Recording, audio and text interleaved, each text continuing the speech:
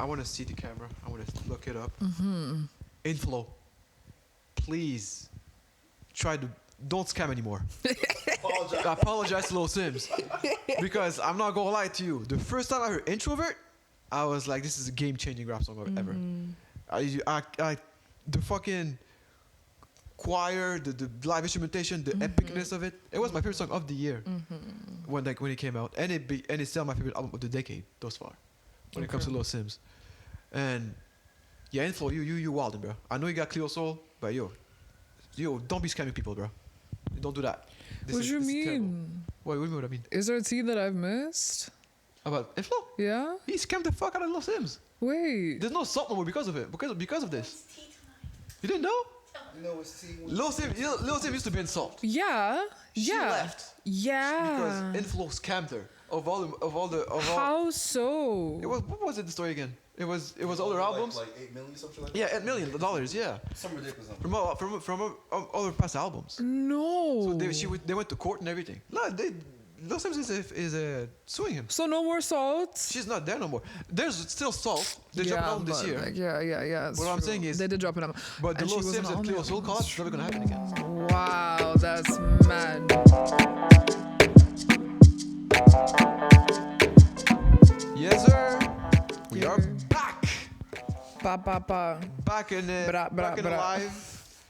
We are back with our friend Samara again. It's me. Hello, Samara. Hey. Hello. And we did an interview with her. She did great. She did amazing. She did incredible, as usual, as she is. So now we're just going to do a fun topic.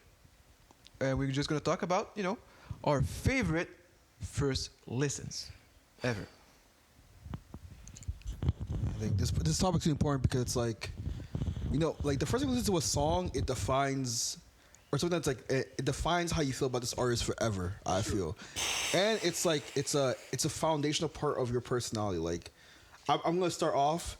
The first time I heard Black Skinhead perform at SNL when I was like a kid, seeing it on YouTube, I was like, yo, what is this? Sounds crazy. Why is this guy yelling on SNL with this all black theme? I can remember, I could see the wolves on the projector screen. He's just yelling. I'm like, bro, I don't know what this is, but I like this guy, man. I don't know who this guy is, who this Kanye guy is. I like this guy. That's a defining moment for me. I was like, yo, because I've never heard music like that before. Like, as a West African man, listen to music, it's like very jovial. It's very happy. And for the first time I heard a guy just be mad. Right. Just like be mad, but it still sounded good. Like the drums are going crazy. I was like, this is real. This is so good music. Yeah. What about you, Samara? What are we talking So, no surprise, but Go ahead. we do need to speak about our girl Georgia. There you go. Big Georgia. My favorite first listen was her album Lost and Found. Classic. It It is is right here. it is right here. It It is is right here. You Certified. can bring it too. It is right here. it's right here. It's certified classic. Certified classic. It's a certified classic right here. And yeah, Which song? Do you have a song in particular that you fell in love with the first time? so many things to say about this song. I mean, this Album? project. In no specific order. I love every song. I really love every lyric from start to finish.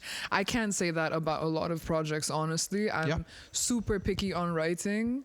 We were talking about this earlier. I like writing to be a bit obscure so we can have we can also be the participants in the listening experience where we create the story for ourselves through the storytelling of the artist. And I think Miss Georgia does it beautifully.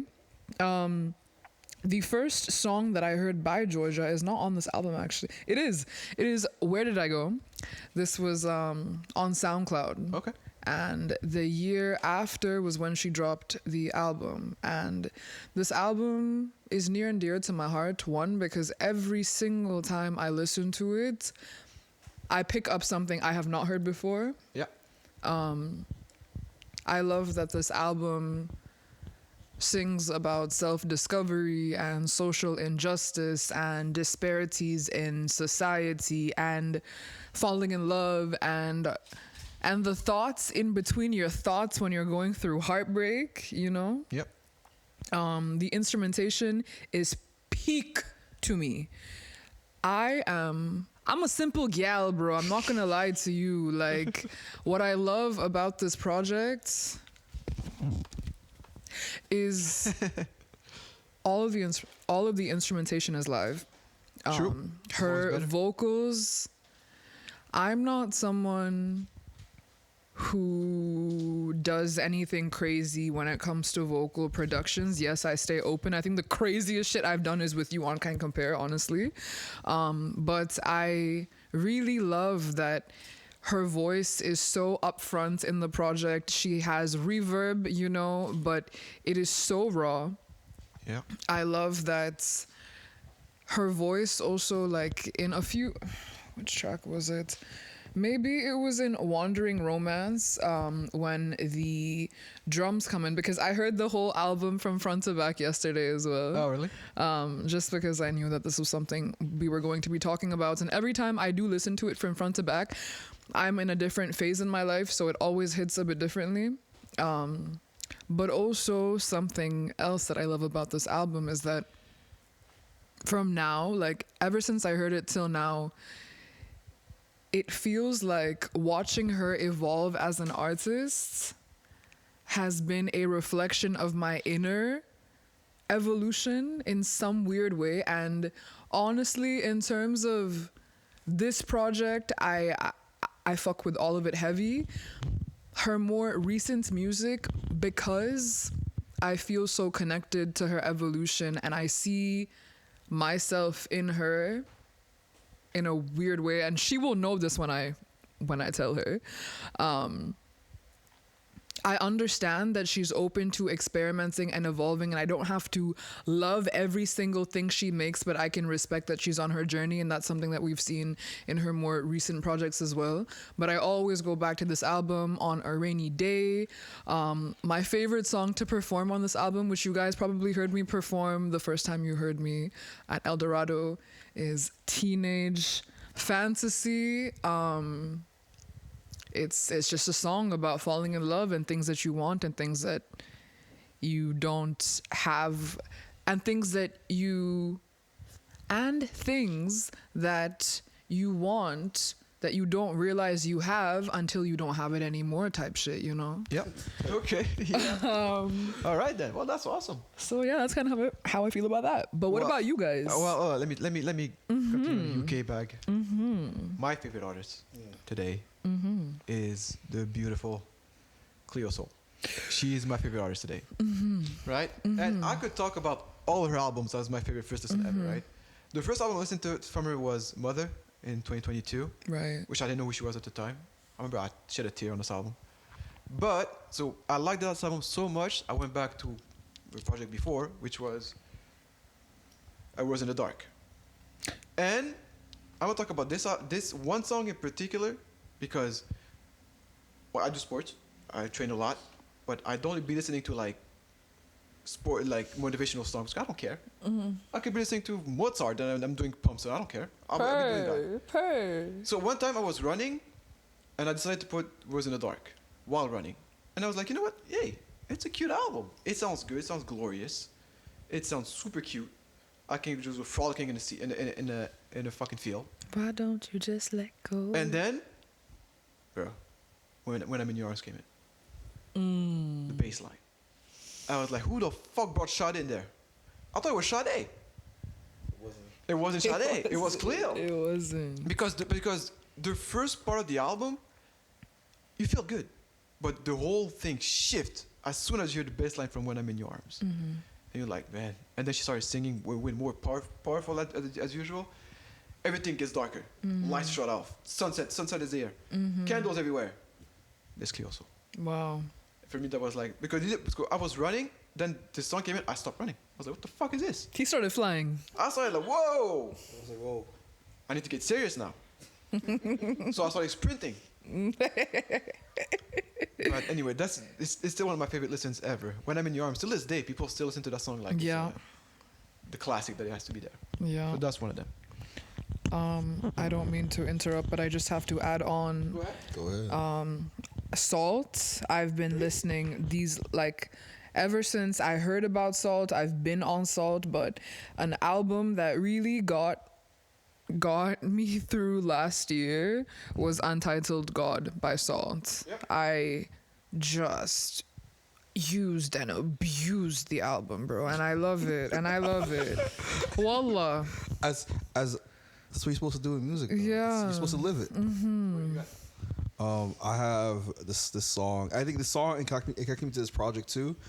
First time I heard No Church in the Wild as a young lad. Yeah.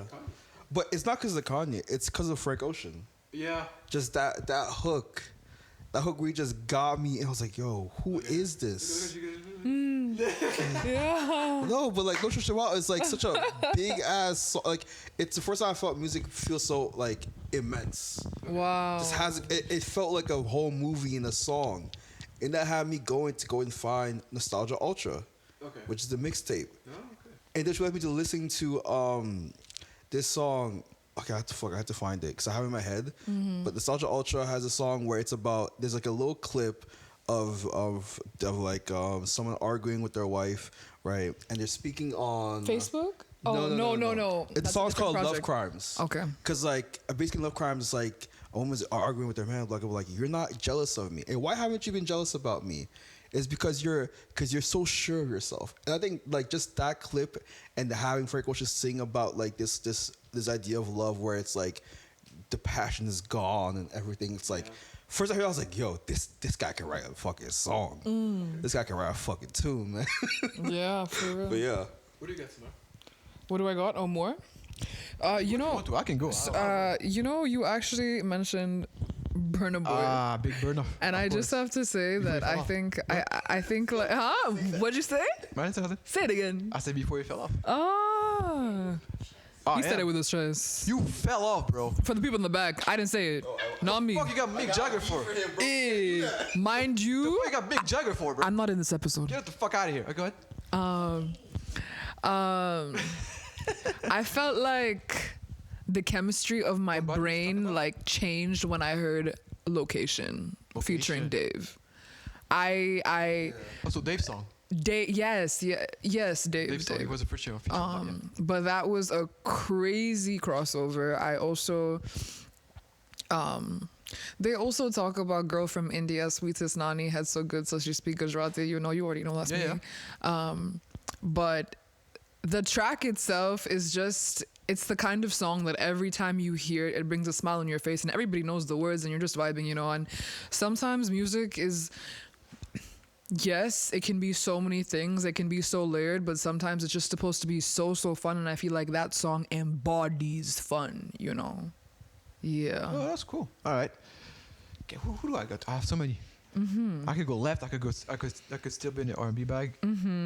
But I'm gonna still keep it for the R&B bag just because it's recent. Okay. I'm gonna keep it for now. I'm not gonna lie, my stock is still there. I wish I could go back for the first time I heard A Couple Minutes by Olivia Dean.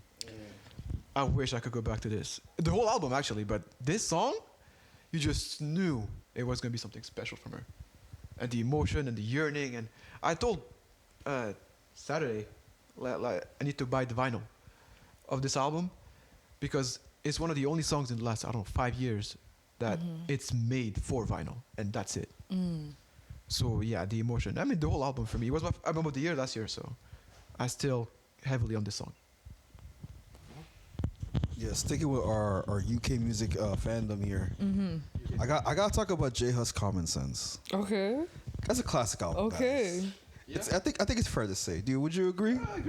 I agree. Yeah. Yeah, and again, like just I heard Did You See? I was like, oh, this is cool. But the whole album itself, I was like, that's when my UK rappers make better music than American rappers started.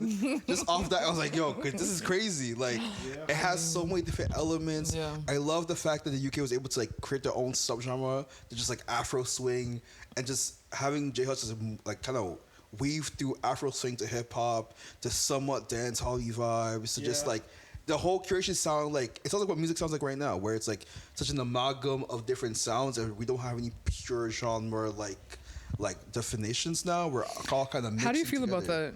The lack of genres. Yeah, just I think it's good when it's good and it's bad when it isn't. Like, Okay. because I think it's a lot harder to mix and match, just because like if you don't have the technical ability to do one or the other, it ruins the whole project because it's now it feels more scatterbrained. Right? Fair. Like I think fair. a good example of doing that well would be like More Life. More Life has the UK influence, has this influence. You hate More Life. I love More Life, but it's okay. It's okay. Like again, I think it's a fun album. there's so many different influences on the project, but it's hard to appeal to everyone, right? Right. So if you can stick to one thing, try. If you can do the multiple stuff, attempt it, but it's harder. Don't you think that if you have more diversity on the album, it would be easier to appeal to everybody because there would be something that everybody would like on the album? Yes, but it depends what the goal is. Like, Right. Because it's your percentage rise, right? So if you can appeal to a few people, but your percentage is like 30%, whereas you could do 100% of one thing and appeal Right. to at least 60% of your audience, right? It's like the balance is a lot trickier, there, right? Like, and again, it's not a bad way of thinking of how to make an album, but you put yourself in like a really like awkward situation, Right. especially if you start off in like rap. If you're like more R&B, you can kind of shift through a little bit. You can go a little more pop. Like SZA doesn't make a great job at that. Go a little bit more pop. Right. Go a little more like you can have more flexibility there. But as a rapper, I feel it's like you could try, but it could sound corny.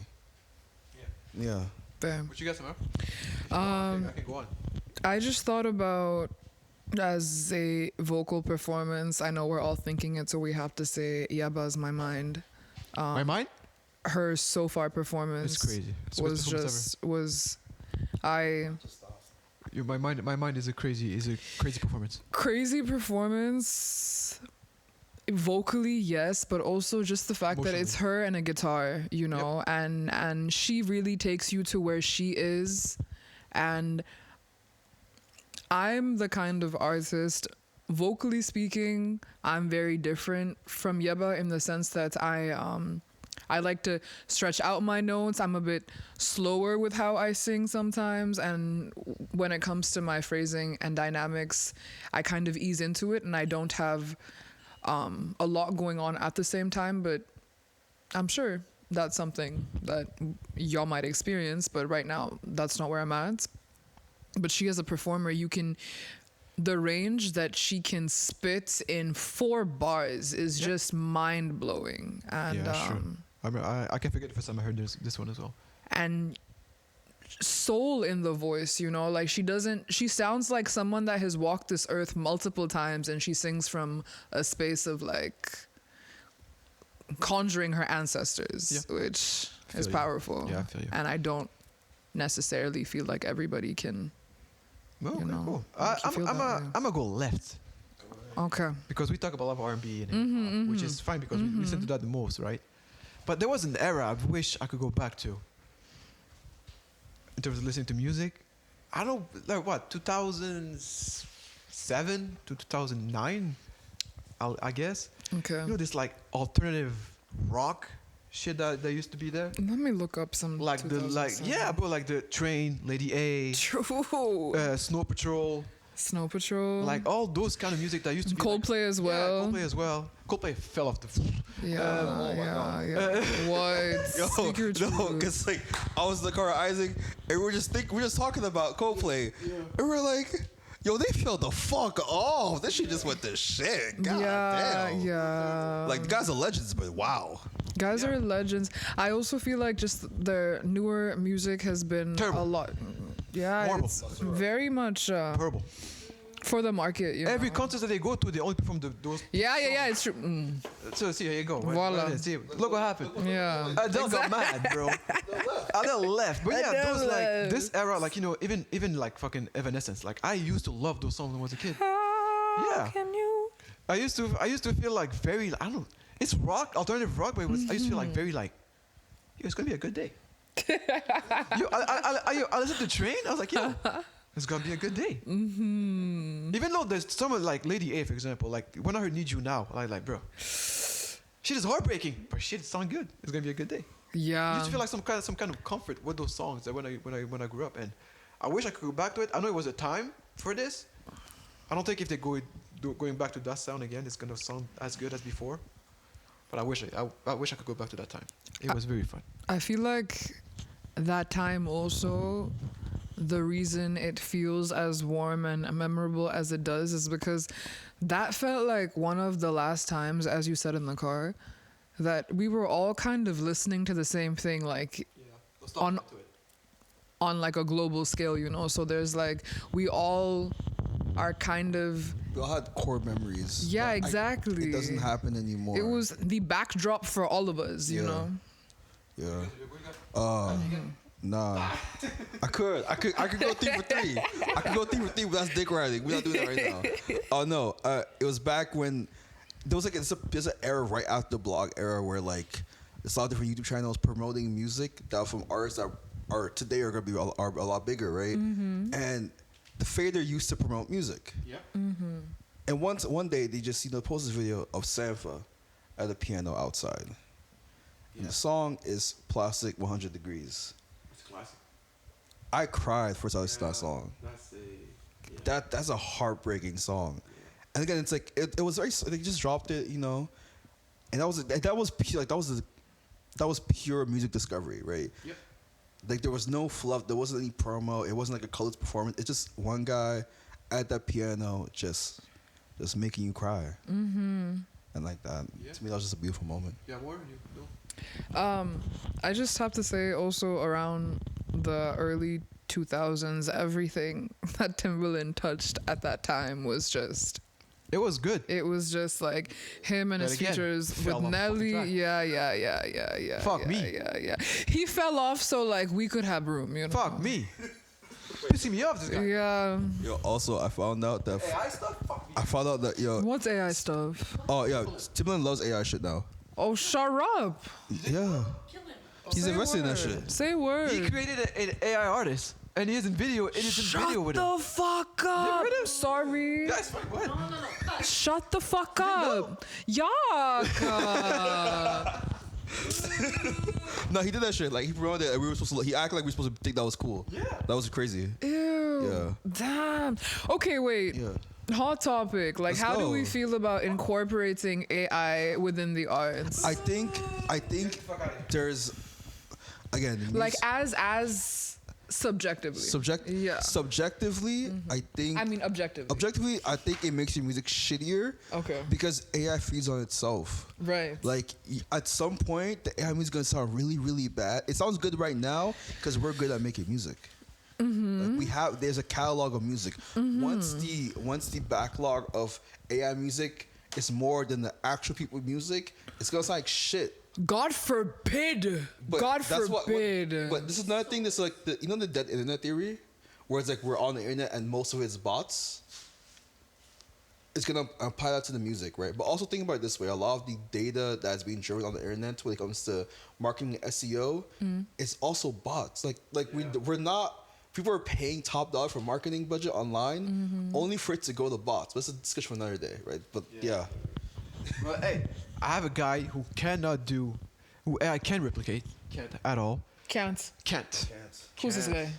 It's my guy, I know who it is. Who's your Ludwig Göransson. Yeah. Okay. Woo! Because look, I'm not gonna lie to you. First time I heard "Meet Your Mama" Yeah. by Childish Gambino, Let's go. I was like, yeah, nah, fuck out, yo. I was. What was I doing? It was 2016. I was studying for an exam in high school because the teacher let us listen to music when we were studying.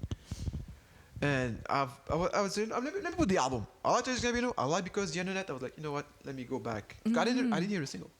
Oh, you did? Because I didn't. Because I listened. The first time I listened to that song was someone recording Childish Gambino's Bonnaroo set. Yeah. That's when it was like a year before, and I was like, this song is never coming out. Yeah. So I didn't hear a single. Did you remember that song? Maybe you don't, but I'm gonna play in the car after. Which song? Me and Your Mama. Of course I Exactly. remember that song. I don't remember it being a single. I also heard it Yeah, as a exactly. part of the whole project. So yeah. I was studying, and then I was like, it should start smooth. I'm like, what the fuck is Childish gonna do on this shit? God. And then the beat drop. And I was like, yo, I was floating. I didn't know I was running anymore. I was watching I was like, I don't know anymore. Fuck the exam. I was studying the fucking beats. Because how the fuck this sound there and this sound over there and this guy going crazy. Yeah. And I was like, yeah. And then after that album, literally, Ludwig became Oscar worthy now. He became all the movies. It was him doing the soundtrack of every soundtrack. And AI can't do that. I'm sorry. That's my guy, Ludwig, bro. Me and Yumama, I wish I could go back to that first listen because, and even Redbone, the whole album, it was a crazy time for me. Got more? Can you once again? Nah. Like, first listen, for me, it's gonna go. Because back in like, I have 2 more. back in the days, like you could kind of curate your YouTube like algorithm better. Yep. There was a lot more freedom, and there was no copyright laws that are applied. Right. So I stumbled on Jay-Z Blueprint by accident, and that first listen, I was like, "Well, this is the greatest rapper of all time." I was like, "There's no way you can rap better than this. There's no way." And every time I was playing new entendres, new ways, even the girl records, I was like, "This is just a smart way to write a girl." It's like, I was like, "How are you rapping at this caliber, but still so swaggy?" Yeah. Like it's like watching a nerd with a Bentley truck. That's how Jay-Z raps to me. It's like you're a geek, like you're a music geek. Yeah. Like, you can't lie to me and say you're just a fly cool guy. No, you're not just a cool guy, Jay-Z. You rap exceptionally well. Yeah. And that was a great first listen for me as a kid. I was like, whoa, my mind. I used to play that on loop because I was learning how to make beats, and I'll have that on loop while I sleep so I can learn how to make good beats like that. And I found out Kanye made some of the beats. So I was like, oh, now I learned something new. Yeah. Do you have more?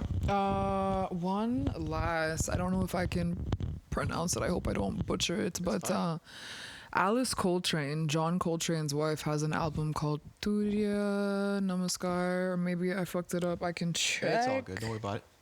Okay, well I can't check, but it's a pretty psychedelic jazz album, and she at the time was also going through some spiritual awakening, and she was introducing herself to Hinduism, so you hear a lot of that in the album as well. There's a lot going on, but I really enjoy that album. Oh, okay, cool. Yeah. Right, my second to last, it would be a guy that I really appreciate. I saw him, even work with him a bit. Well, to an associate. One of the most interesting artists of this generation, I guess, for me, is my guy, Leon Bridges. I love the dude. For me, I don't know, he has a way to, when he's trying to do an album from that era, you're going to think he's in the 50s. Well, there's people here today who are trying to do like the 80s inspired music. It still sounds 2020. Right. But Leon Bridges, for example, I would say his song River. This is my favorite song of Leon. Me too. And if you don't know the guy, you think the album is from 1952. That's how good he is. And I remember the first time I heard the whole album, I didn't know the dude at the time. Then I thought it was like a super swing, old school album that I'm going to love forever. Then I heard it was like 2015. So what the fuck is this? And then I heard River, which I think to this day is still his most popular track today. Beautiful written song, beautiful song, beautiful vocals, but everything. I wish I could just go back to that first time because it really changed me in terms of listening to old school to that time when I was 14. So River is a great song. I really do like this album. Yeah, and my before last is the same time I found the Blueprint album by Jay-Z is when I found Stevie Wonder's Songs in the Key of Life. Yeah. And I had both those albums playing on loop as I went to bed for a whole summer. It's a long album. That's a long summer. Hey, man, good sleep. Great sleep. Like, So I have those songs imprinted on in my psyche. Yeah. Again, the first time I listened, I was like, "Why was this so cool?" I know where the song is from, and I found out, oh no, this is where all these amazing songs that I grew up listening to are from this one album. And it kind of blew my mind of how sampling worked, how music works, how referential music is, and just kind of showed me you can do so much with just a song. You can really, one song is really like 12. That's true. And that was a really beautiful thing to find out at that time. That's funny that you said one song is basically 12 because on Lost and Found, a lot of the chord and progressions are the same chords but like remixed, which I also feel like maintains a storyline almost. But a recent album that I have really been enjoying and I watched him live recently is Vena's album Malik. Yes. Malik. It was like my top 2 album last year. Really? I play it every time I'm working. Yeah. It's amazing. Yeah. Shout out Yusuf Days, bro. Yeah. Wow. Black classical music, classic. I want to see the camera. I want to look it up. Inflow. Please don't scam anymore. I apologize to Lil Sims because I'm not gonna lie to you. The first time I heard Introvert, I was like, this is a game-changing rap song ever. The fucking choir, the live instrumentation, the epicness of it. It was my favorite song of the year when it came out, and it's still my favorite album of the decade thus far when it comes to Lil Sims. And yeah, Inflow, you wildin', bro. I know you got Cleo Soul, but yo, don't be scamming people, bro. Don't do that. What do you mean? Terrible. What do you mean? What I mean? Is there a tea that I've missed? About Inflow? Yeah. He scammed the fuck out of Lil Sims. Wait. There's no salt no more because of it. Because of this. You didn't know? Lil Sims used to be in salt. Yeah. She left. Yeah. Because Inflow scammed her. How so? What was it the story again? It was all their albums. Like 8 million, something like Yeah, $8 million. Yeah. Some ridiculous number. From all their past albums. No. So they went to court and everything. No, Lil Sims is suing him. So no more salt? She's not there no more. There's still Salt. They dropped an album this year. Like, yeah. What I'm saying is, they did drop an album. But the And Lil she wasn't Sims and on Cleo the Soul album. collab is never gonna happen again. Wow, that's mad. Wow. They scammed her. I was today years old when I found that. Did you hear Lil Sims' last album? Yes, I did. The Thief. The first song is about Inflow. Oh, It's about him. I'll go listen again now. Yeah, it's about Inflow because he's scammed the fuck out of her. Fuck. You didn't know? No Yeah, I was sad idea. too. We both on the same time. It's like, yeah, it's over. No more Lil Sims and Cleo anymore. It's cooked. It's over. It's always the man. No, you guys. I mean, if it's Women's History Month, I just have to say, yeah, it's always the man that's the problem. Aw. I wanna ask you, Jeffrey. I wanna ask you a question. Where were you? Because I do think it's also one of my favorite first lessons ever. But for you and I, basically growing up with African music, do you think Kulosa changed the shift in Afrobeats? Interesting. Because it changed something. I think that it kind of stamped the run of what Afrobeats is turning into now. So because we kept having songs this summer, it was kind of funny because for a while you listen to American people say there's no song this summer, and I'm like, my African ass like, I don't know what you're talking about. Bear. We got Burna Boy Whiskey going crazy for the last 6 years. You don't have a song this summer. We do. And Colosso was like the moment where it broke through in a way that was like different, right? Because it appealed to the French African artists, it appealed to the American African artists. It was like very global. Same way that Ye is global, but like Colosso was like had a very R&B sensibility, and a very like sensual nature that made it also like very like worldwide. Like that song should be studied. If you want to learn how to make good music, like that's a song I'm like, yo, Recipe. This structure, stupid. And the funniest part about it is it wasn't even an official release. It was on the YouTube on the Colors. Yeah. Before it dropped, I remember I remember it had like 9,000 views the first time I saw it. I was like, oh fuck, this is gonna change something. This is like I'm obsessed with this. And then it became this whole movement for like 2 years. So yeah, I don't think it shifted something in the Afrobeat popularity since then. You got anything else? No, I'm just I think I'm watching good. Unwind Listening now. I got last one for me is gonna be this album. As a kid, my mom we used to go to the States, right? Because I'm born there, and we'd play like these songs. Like it's a bunch of songs. Mary, stop doing States. I'm talking about Ghana. This is Ghana. This is not Ghana topic, not a States topic. The States. I'm going to the States. Fine. Okay, but yeah, so I'm going to the States, right? And my mom would keep playing these songs. And as I grew up, I was like, let me go find these songs because the songs that she played were always on CDs. There was no track lists on the CDs. It was a blank CD with some Sharpie on it, you know? The real way to listen to music, guys. But I found the album, and it's called Rakia. There's a girl's name. Okay. It's by Kofi Nti and Ofra Mponsa, and all the songs on there are so many big memories for me that I'm like. So when I listened to the album for the first time, like as an adult, my big boy pants, I was like, wow, the nostalgia. And then as a producer, I was like, bro, these beats are fucking crazy. Yeah. I was like, this is elite. Like, and I was also able to like track the evolution of West African music from like that period of early 2000s to like now. I was like, whoa, there's so much transition, but a lot of the elements stay the same. Like a lot of the heart stay the same. Like a lot of the topics stay the same. Like, yes, we're always gonna sing about that girl that left us for a nigga with money for the beginning of time, and that's okay. Some recipes we can't lose. Mm-hmm. We can add the 808, but you gotta talk about that girl that left you with that nigga with money, man. Well, what? Talking about God, what about the album I showed you last year? The Kofi Darte? Yeah. How'd you feel about this one as a first listen? First listen, I was like, yo, I'm in church. I'm in church. I'm in that car again. Because the album is like very just like, I guess made by this preacher in Ottawa, right? Yeah. Who is from Ghanaian descent, and he's kind of like restructuring and remaking the songs of his childhood. And like when I listened to that album the first time, because you sent it to me, I was like, Where the heart is, yeah, like I had like a flashback of like being at church and like at 8, just getting up and having the class. I was like, yo, these songs, these samples, like all of it. I'm like, this is the album I always wanted to make when I was like 35. Like this album I'm making when I'm 35. But the fact that he made it, I was like, yo, I'm happy you made it, because this is elite. Yeah. Like from the drum arrangement to the vocals to the stacking to the influence of newer sounds, but still having it grounded in that album right there, Where the Heart Is by Kofi Darte is. If you haven't listened to it, please go ahead, man. Go Unwind, listen to that. For real. Yeah. I think that's gonna do it. Samara, thank you again for being here. Thank you. It's always a pleasure. And yeah, thank you guys for listening. This has been Unwind Listening, and we'll see you guys soon.